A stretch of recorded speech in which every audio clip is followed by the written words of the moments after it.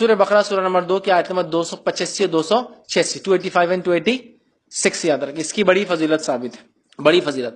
ایک فضیلت اس کی تو یہ ثابت ہے کہ نبی اکرم صلی اللہ علیہ وسلم جب آسمانی سفر آپ کو کرایا گیا، جس کو ہم کیا کہتے ہیں معراج، تو معراج میں آپ کو جو تحفے ملے، ان تحفوں میں سے ایک تحفہ تھا نماز 5 وقت کی، دوسرا تحفہ تھا یہ 2 آیتیں اللہ کے رسول صلی اللہ علیہ وسلم کو سیدھے دی گئی بغیر فرشتوں کے۔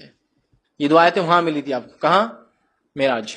ٹھیک، بہرحال سورۃ البقرہ کی آخری 2 آیتوں کی فضیلت یاد رکھیے۔ رات سونے سے پہلے سورہ بقرہ کی آخری 2 آیتیں پڑھنے والا ہر آفت سے محفوظ رہتا ہے، بخاری کی روایت ہے۔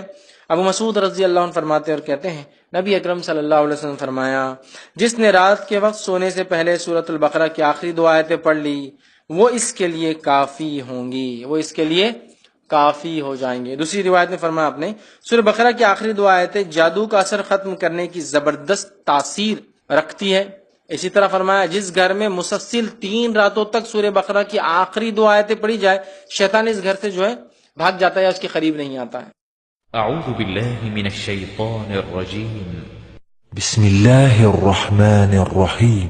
آمن الرسول بما أنزل إليه من ربه والمؤمنون كل آمن بالله وملائكته وكتبه ورسله لا نفرق بين أحد من رسله وقالوا سمعنا وأطعنا غفرانك ربنا وإليك المصير لا يكلف الله نفسا إلا وسعها لها ما كسبت وعليها ما اكتسبت ربنا لا تؤاخذنا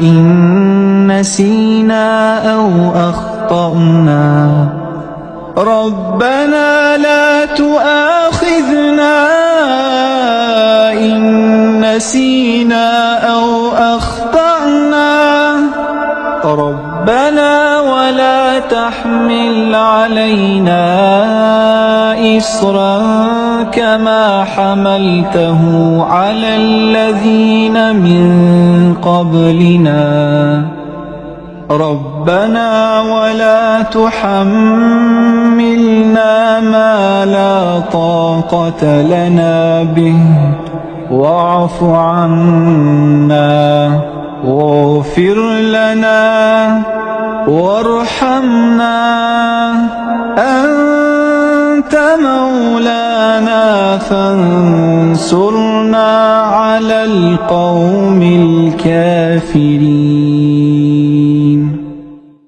دیکھیے آپ کتنی اہم چیز ہے نا، تو اس کو اپنا معمول بنا لے، اپنے اذکار میں شامل کر لے ہم لوگ یہ 2 آیتوں کو، اور جو پھر مانگا جاتا ہے ان کے پڑھنے کے بعد اللہ تعالیٰ وہ رد نہیں کرتا۔